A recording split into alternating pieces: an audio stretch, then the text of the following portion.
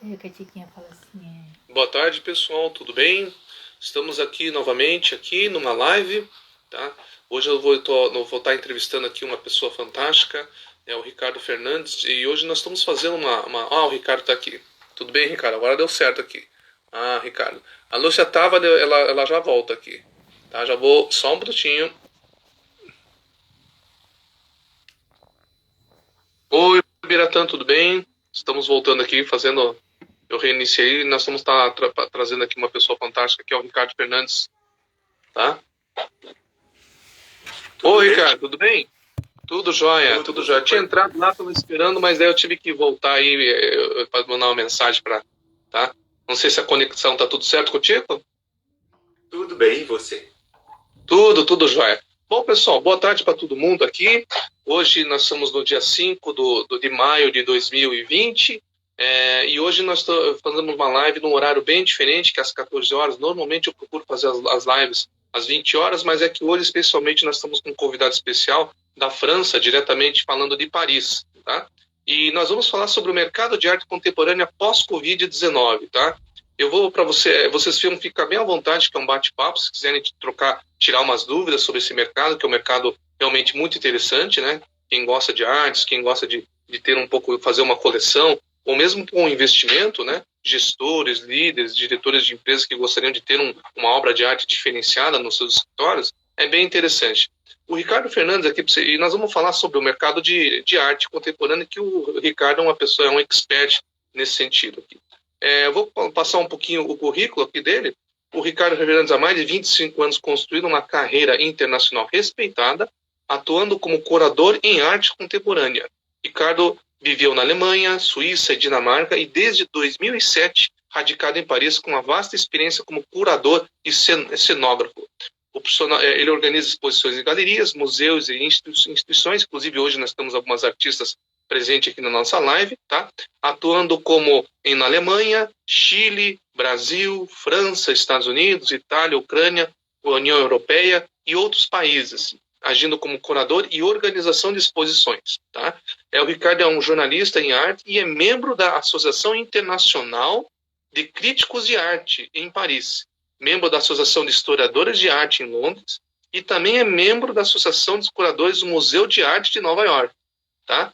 Então você vê que nós estamos com uma pessoa aqui muito gabaritada nesse mercado, tá? E a gente vai estar falando um pouquinho aqui, é um bate-papo informal, pessoal, então fique bem à vontade de perguntar, tá? E essa live vai durar mais ou menos uns meia hora, tá? Geralmente eu faço live de 30 minutos, para assim que fique uma coisa tranquila, e quem por acaso perder essa live, vai estar postado no meu YouTube, que é o Frank Onjo Coaching, tá certo?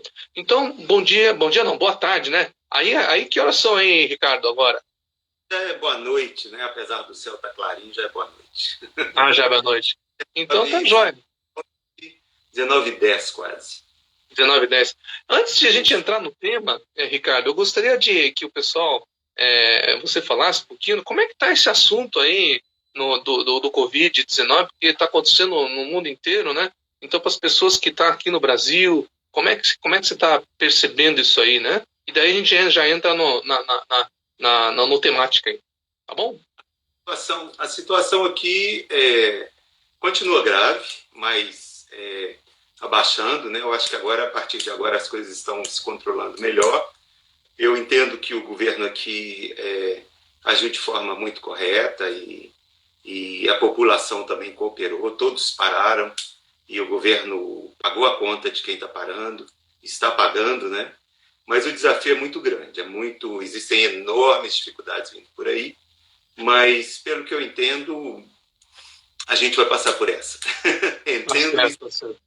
E é por isso que o nosso tema, né? O nosso tema de hoje é mercado da arte contemporânea após esse Covid-19. Como você vê assim, o mercado de arte? Conta um pouquinho da sua história, então, para as pessoas entenderem um pouquinho de como que você chegou onde está, né? Renomado, né? E para a gente poder ter uma ideia de como é que está essa arte contemporânea. Eu venho de uma trajetória bem longa e uma paixão muito grande. Eu sempre fui colecionador desde que eu me entendo por gente. E meus pais também, e meu pai trabalhando no comércio, também sendo um colecionador e cantor de ópera e tudo. Então a gente sempre foi muito envolvido no mundo das artes, sabe? Independente das profissões. Mas então, eu entendo que o mercado, os desafios serão muito grandes, e já estão sendo muito grandes, porém existem algumas luzes, não só uma luz, mas algumas luzes no fim do túnel, sabe? Eu tenho visto, ou tentando pensar bem positivo, e eu acho que isso é parte de uma obrigação nossa, né, de tentar olhar para frente, não para trás, mas eu vejo que existem algumas, né, o pós-Covid, existem algumas chances para a gente conseguir muita coisa interessante no universo da arte contemporânea, né? Por quê? Porque eu acho que durante 1 ano e meio, 2 anos após essa crise, vamos dizer, cada país, cada região do mundo está vivendo isso. Eu acho que durante uns 2 anos, 1 ano e meio, 2 anos, a gente ainda vai viver com muita incerteza, a não ser que a vacina venha e que nós tenhamos acesso a essa vacina. É uma outra discussão. Mas como eu penso que hoje o mais importante é ficar em casa, essa frase não vai sair da nossa cabeça, e a casa é onde a gente vai se sentir mais resguardado, mais seguro. Portanto, as obras de arte as coleções, elas moram em casa, não falando a respeito de instituições. Portanto, eu acho que a valorização daquilo que é residencial, as artes, a culinária, tudo aquilo que nos faz crescer dentro de casa, com toda a segurança, vai ser tem aí uma chance de uma evolução. Para você ter uma ideia, a gente tratando até dos mercados em termos de comercialização, uma ideia que eu te dou é a Sotheby's, por exemplo, que é uma casa de leilão. Em março, abril, a Sotheby's vendeu 270 milhões de dólares, incluindo todos os bens, né, tudo que é para residência, e lógico, a parte de joalheria também, mas independente de qualquer coisa, o business online da Sotheby's foi 270 milhões de dólares, só em março e abril. Para te dar uma ideia, foi vendida uma pintura do Jorge Kondo a 1,3 milhões de dólares. Isso falando de um mercado secundário, um mercado que não é acessível a todo mundo, mas que pelo menos nos dá aí um direcionamento daquilo que pode ser uma ponta de esperança para que os artistas e o setor da arte possa sobreviver durante essa etapa. Eu acho que essa etapa é longa. 1 ano e meio, 2 anos, eu não vejo de uma outra forma. Que a coisa simplesmente, a gente terminou e o mundo volta ao normal. O mundo mudou. E a partir de agora é uma outra realidade, né? Tudo bem, Sâmio? O Sâmio está aí também prestigiando a gente, né? Bacana. A Lúcia Diverso também está prestigiando a gente lá diretamente de Belo Horizonte, tá? Existem alguns artistas que o Ricardo ele trabalha como se fosse um correspondente, né, Ricardo, no exterior, né? Então, entre a Lúcia Diverso, o Leopoldo Martins, né? Tem um curitibano aqui, né? O André Mendes também, com vários trabalhos, né? Então é muito bacana. E como é que você vê assim, esse desenvolvimento da arte, desse mercado de arte contemporânea no mundo em geral? Tem muitas diferenças ou é muito focado assim, em alguns países específicos? Como é que você vê isso? E no Brasil, como é que estão as coisas? Bom, se eu bem entendi a pergunta, eu acho que a arte ela tem uma chance hoje de estar ampliando o seu espectro de atuação e de influência, né? A arte mudou muito de 10 anos para cá, de 20, depois de 10 anos para cá. Existe mais diversidade na arte, a partir mesmo das instituições, elas tentam criar aí coleções com maior diversidade. A história, eles tentam, e nós tentamos, né, do setor da arte, contarmos a história de uma forma real, e incluirmos as diversas outras histórias, não somente a história ocidental, branca, rica e americanizada da história, ou principalmente europeia, né? Mas a gente tenta fazer uma inclusão aí de tudo que é do setor de criação. Então, nesse sentido, eu acho que a arte está mais inclusiva hoje. Ela começa, né, a olhar mais para outras etnias, outras formas de expressão. Ela começa a se abrir um pouco mais para aquilo que é uma arte mundial. E nessa, o Brasil talvez tenha uma chance maior de ser inserido no mercado internacional. Já tem algumas inserções, eu penso, algumas poucas inserções. Artistas brasileiros que são conhecidos fora do Brasil, a gente conta nos dedos, não é um grande número. E a luta é muito grande para a gente conseguir um espaço. Aqui na minha galeria, eu trabalho de uma maneira super dedicada para fazer isso, desenvolvimento de um mercado para os artistas brasileiros e fazer com que o artista seja conhecido e reconhecido pelo colecionador e pelas instituições.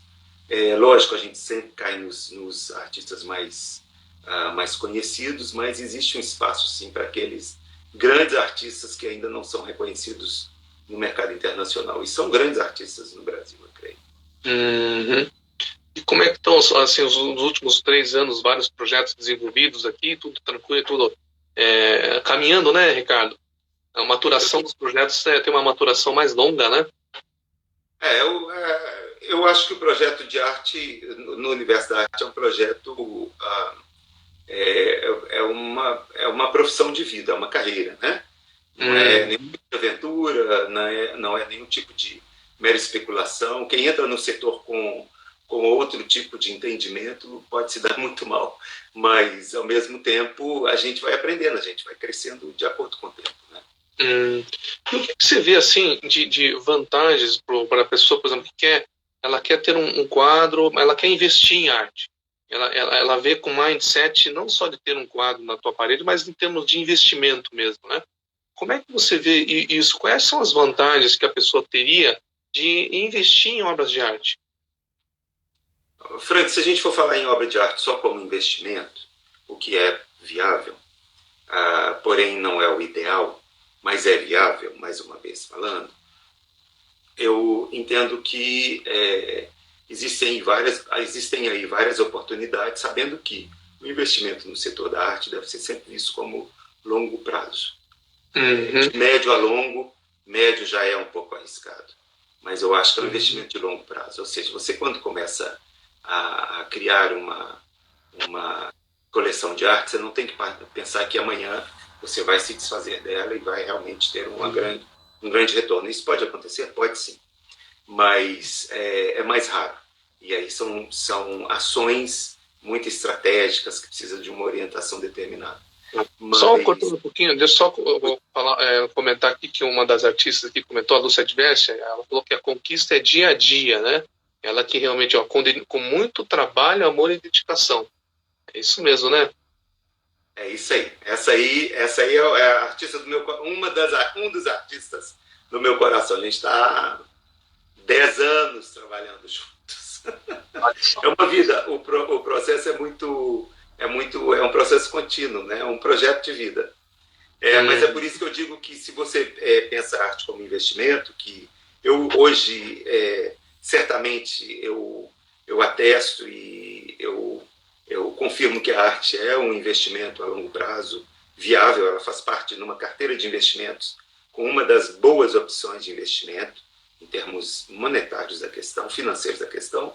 Mas a arte, eu acho que ela primeiro, antes de você pensar no investimento, você tem que pensar muito numa questão de amor àquilo que você está começando a colecionar. A coleção, desde a história das coleções, ela não começa lá na história, ela não começa via investimento, ela começa pela paixão. Eu acho que é a principal característica. Depois, lógico, você também não pode viver só de paixão, você tem que pensar de forma estratégica. Em todos os setores da vida, a gente tem que pensar de forma estratégica, mas a paixão é algo que conduz essa trajetória. E é muito muito legal que a obra de arte você vai conviver com aquilo na sua vida. Né? Uma conexão, né?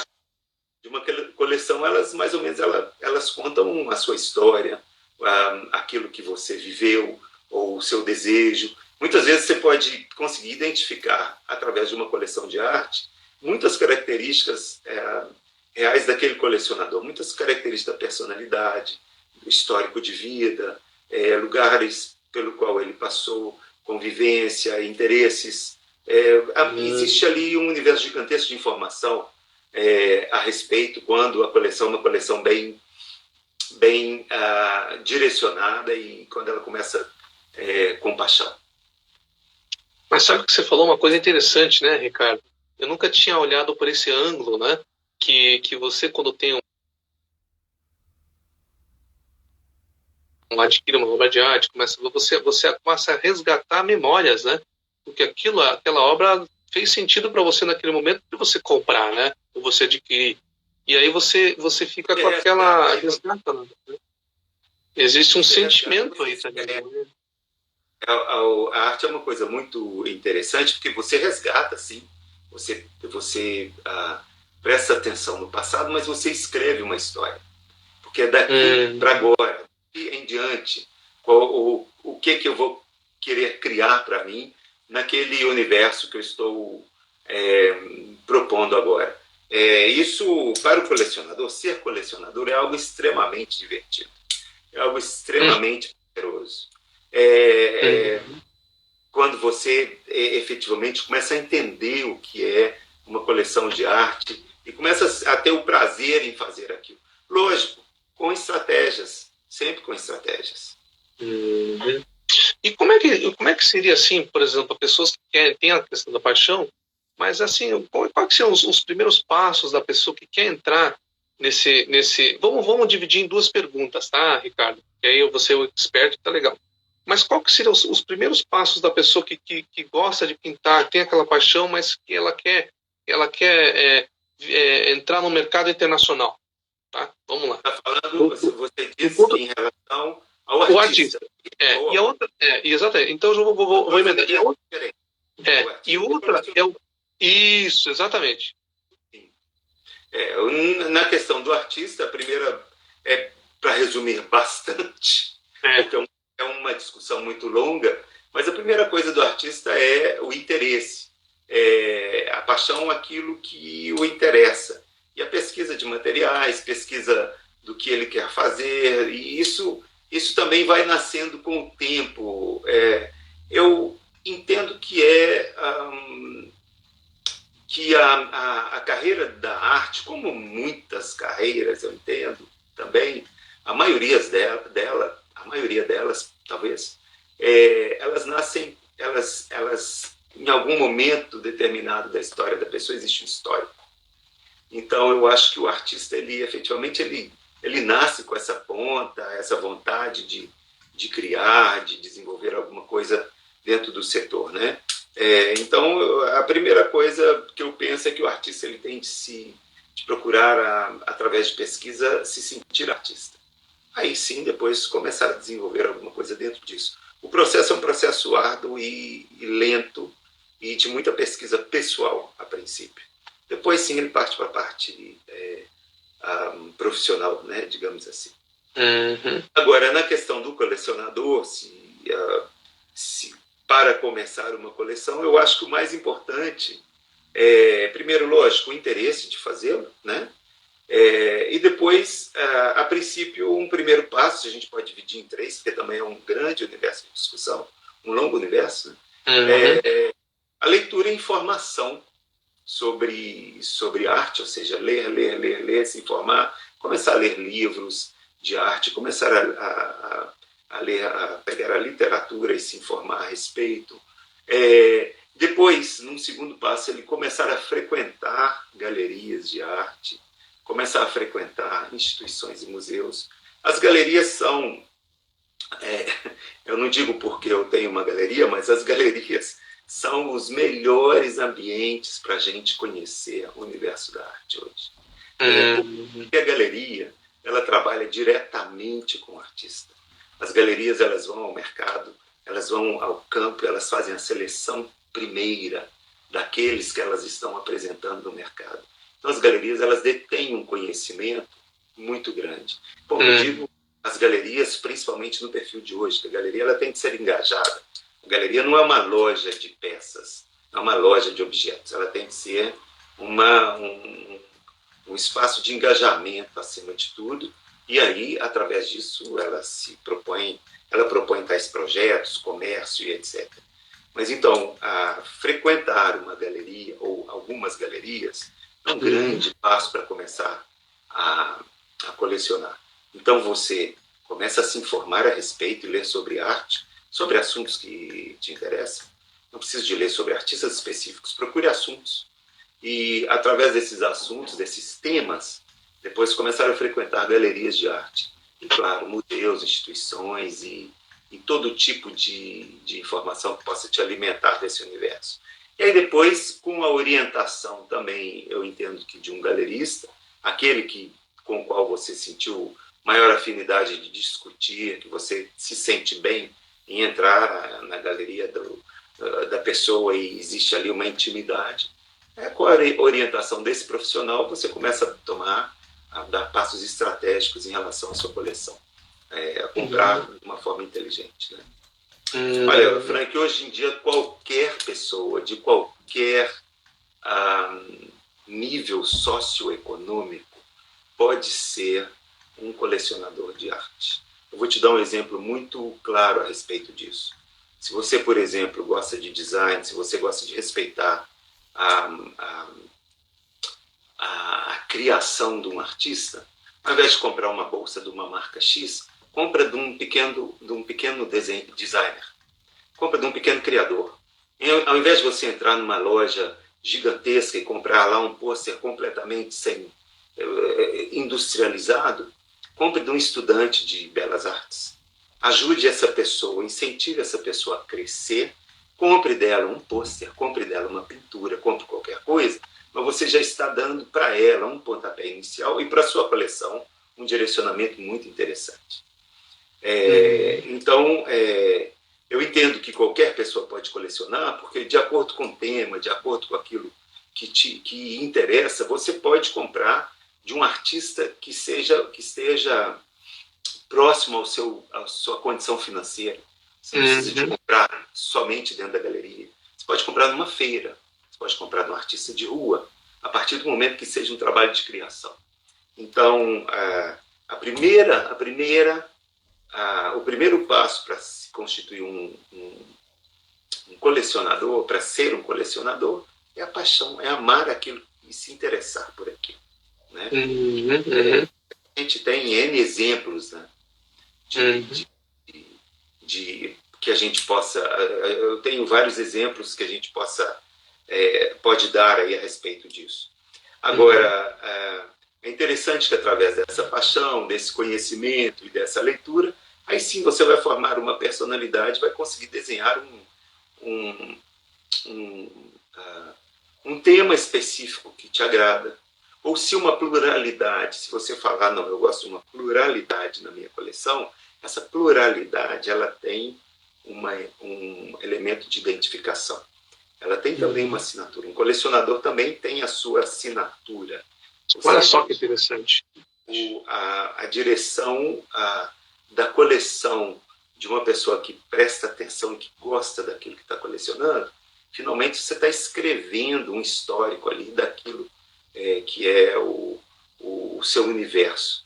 E muitas vezes, o colecionador, quando ele coleciona com carinho, a própria coleção pode valorizar a obra do colecionador. Então, muitas vezes o colecionador ele consegue colocar o artista que está entrando na coleção dele numa posição interessante, numa posição boa ao mercado. E a gente, então, sempre toca na questão de mercado, na questão de investimento, né? E uma coisa, me fala um pouquinho assim, por exemplo, quando a gente remete a obras de arte, coleção, muitas vezes vem na cabeça quadros, né? Quadros de pintura, mas existe também o lado da fotografia, né? como é que está esse mundo contemporâneo voltado para fotografias? A fotografia cresceu muito nos últimos anos, né? Em termos de ritmo, ela cresceu num ritmo muito maior do que qualquer outra mídia. A fotografia não ultrapassa, porém, a pintura, em termos de crescimento quantitativo e em termos de questões de números, né? E de resultados. A fotografia é um mercado em plena ascensão. A coleção da fotografia, ao meu ver, também é necessário uma enorme paixão para saber colecionar bem a fotografia. Mesmo porque nós estamos no mundo da informação. Hoje, a nossa maior dificuldade é administrar e navegar diante dessa grande quantidade de informações que nós temos. Antigamente, na minha época, velho, não, mas eu lembro quando eu era pequenininho, meu pai comprou aquela enciclopédia, nem sei se é do seu tempo, Barça. Você lembra eu não sou tão velho assim, não. Eu já conheço a Barça. Então, a Barça era na época do meu pai, onde eu lembro que passava vendedor de enciclopédia na porta da minha casa. Eu tenho essa lembrança muito, muito distante. Eu acho que eu era bem pequeno mesmo, bem criança. E ali a gente caçava informação. Não havia muita informação. E o acesso era muito difícil, tudo era muito caro. Hoje o nosso problema é como administrar a quantidade de informação. É verdade. Inclusive, nós temos a questão de hoje como navegar e selecionar, como se livrar da fake news, por exemplo. É exatamente isso que eu ia falar. Agora, essa navegação, ao meu ver, pessoal, ela vem através daquele primeiro ponto de leitura e educação. Leitura dos clássicos, leitura da informação daquilo que realmente é teórico e importante na nossa vida. Porque aí depois a gente vai entender, vai conseguir, inclusive, decifrar e digerir aquilo que é bom e aquilo que vem naturalmente. Então, eu acho que a fake news, muitas vezes, que ela faz parte desse universo gigantesco de informação, é verdade. Coisas que bate, você fala, gente, não, isso não me interessa. Esse não me interessa, ela já vai para um caixote de lixo, porque realmente não é a boa informação. No universo da arte, é a mesma coisa. Você tem que se informar e começar, através das visitas a galerias, a instituições, museus, etc., a exercitar o seu olho, exercitar a sua mente para aquilo que é bom. Então, se você me pergunta o que é uma boa arte, é muito difícil de dizer, mas é mais fácil de sentir. Olha só. Também é uma questão individual, né? Cada um tem o seu direcionamento naquilo que para ele é uma boa arte. Se a gente for falar em questão de gosto, questão de técnica é uma outra coisa. Mas, então, tem esses diversos caminhos aí para a gente navegar. Me diga uma coisa, Ricardo, uma coisa... Me veio uma questão, porque eu acho que eu viajei aqui. Não, mas foi boa. Me veio uma questão do seguinte, essa questão de sensibilidade, né? Você como marchand, né? Bastante conhecimento, história, quando você vai no museu, você vê uma obra de arte, você chega a emocionar, dependendo do trabalho? Demais. Mesmo porque a gente não pode esquecer que a arte são as artes, né? A princípio, eu sou especialista em artes plásticas, mas a arte me emociona a cada segundo. A música e a dança, eu sou muito chorão, eu choro muito. Mas eu acho que é até uma questão aí de limpeza espiritual para mim. Mas as artes plásticas, a fotografia, tudo me emociona muito. Hoje eu acho que eu sou uma pessoa muito movida à emoção. Eu acho que a arte me trouxe muito isso. Eu tento ser bem racional em diversas questões, mas a emoção é uma coisa que me move muito. Eu acho que a arte abriu para mim essa oportunidade. Desde cedo, né, que eu venho aí acompanhando meus pais nessa trajetória. Mas me abriu essa oportunidade. Legal. Assim, me emociono muito com a arte, muito, a cada momento. Legal. Ricardo, nós estamos finalmente aqui, já está quase terminando a nossa conversa, E aí obrigado pela participação, tem muita gente que participou assim, vendo esse conteúdo fantástico, tá? E me diga uma coisa, você teria alguma, como é que chama, uma dica, uma dica assim, puxa, vamos começar, como é que a pessoa, você falou os 3 primeiros passos, né? Mas qual é a mensagem, isso aí? A mensagem que você daria para uma pessoa que quer conhecer um pouco mais do mercado de arte? Qual a mensagem que você daria? Deixe a mídia social de lado e leia aquilo que realmente interessa. Isso aí. A mídia social, não perca o seu tempo na quarentena pendurado na mídia social. Eu falo isso como resposta para você, mas isso é reflexivo, tá? Eu estou falando isso para mim também. Uhum. Não perca horas na mídia social. Entre, faça o que você tem que fazer e sai fora. E vai fazer o que realmente importa. Leitura, pesquisa. Porque no universo hoje da internet também existem coisas sensacionais a serem pesquisadas. Instituições que estão abrindo completamente as portas para a gente explorar tudo que a gente pode explorar. Mas o tempo passa muito rápido, né? Não vamos perder o nosso tempo nesse confinamento para nos emburrecermos. Eu acho a melhor coisa para nós é ganhar tempo e não perdê-lo, né? Talvez seja essa a primeira dica que eu dou para mim também. Tá certo, é isso aí. Ricardo, se alguém porventura assistir esse vídeo ou está assistindo agora, como é que quer entrar em contato contigo? Como é que ele faz? Como é que ele consegue te mandar uma mensagem, alguma coisa assim?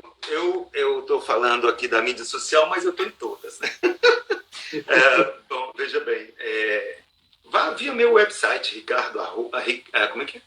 ricardofernandes.biz, www.ricardofernandes.biz, ou no próprio Instagram, ou talvez me escreva uma mensagem. Meu e-mail é ricardofernandes.biz. Mas é muito fácil encontrar online e comunicar comigo. Legal. Tem uma pergunta aqui, deixa eu ver. A Lúcia falou, Vive.eu, um dos meus canais preferidos no YouTube. Ela tem uma dica aqui, ó, né? Essa hashtag Vive.eu. Vive.eu. Legal, obrigado, Lúcia. Vamos compartilhar isso aqui também. Então, pessoal, obrigado pela participação de todos aqui nessa tarde, né? Maravilhosa, aí à noite, né, Ricardo? Próxima vez nós vamos fazer o seguinte, vamos ver com uma taça de vinho desde já, né? Já que à noite já... Tá? E aí essa live vai ficar, a gente vai estar disponibilizando, né, no YouTube, no meu canal do YouTube, Frank Onjo Coaching. Tem outras entrevistas interessantes também, se quiserem compartilhar, fiquem bem à vontade, tá bom, pessoal? Então, obrigado Ricardo, pela sua gentileza tua aí para ceder essas meia horinha de conversa, tá? E obrigado pelo pessoal que está ouvindo aqui com a gente, tá bom? Tá? Saúde ok? para todos. Muita saúde para todos aí. Fiquem em casa da forma que é possível, né? Eu gostaria que todos pudessem fazê-lo, mas a gente sabe que não é bem assim. Mas que se cuidem, que todos se cuidem. É isso aí. Tá bom? Obrigado, pessoal. Boa tarde, então. Valeu, Ricardo. Um abraço. Obrigado.